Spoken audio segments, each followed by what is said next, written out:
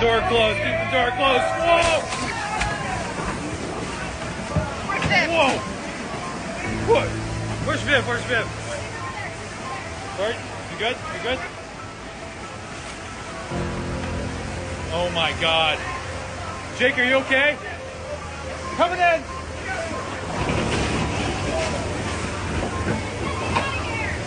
Get out of here!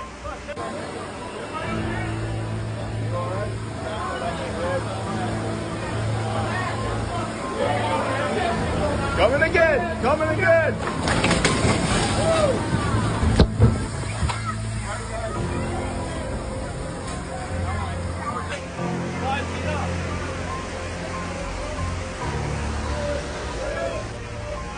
Coming in!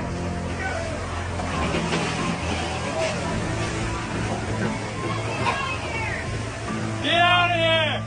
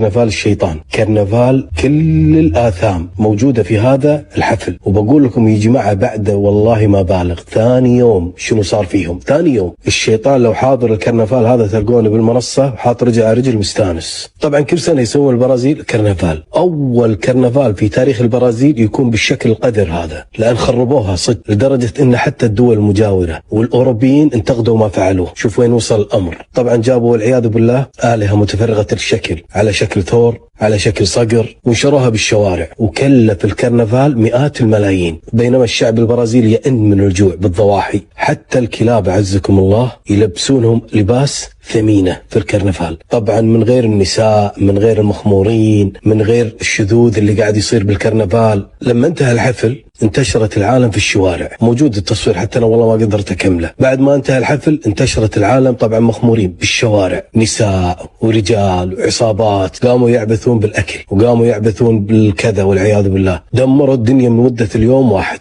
اليوم الثاني تجمعت الغيوم وجتهم فيضانات ما مرت في تاريخ البرازيل منذ نشأتها، ودمرت الشوارع، دمرت البيوت، دمرت البشر. يشوفون المشهد هذا سبحان الله كأنه بحر من فوق الجبل وانفتح عليهم، كأنه غضب من الله عز وجل. تشردت الناس ومئات الضحايا، وخسرت الناس ضعف اللي دفعوه بالكرنفال. شوف المشاهد شلون يصيحون من الخوف. وأمس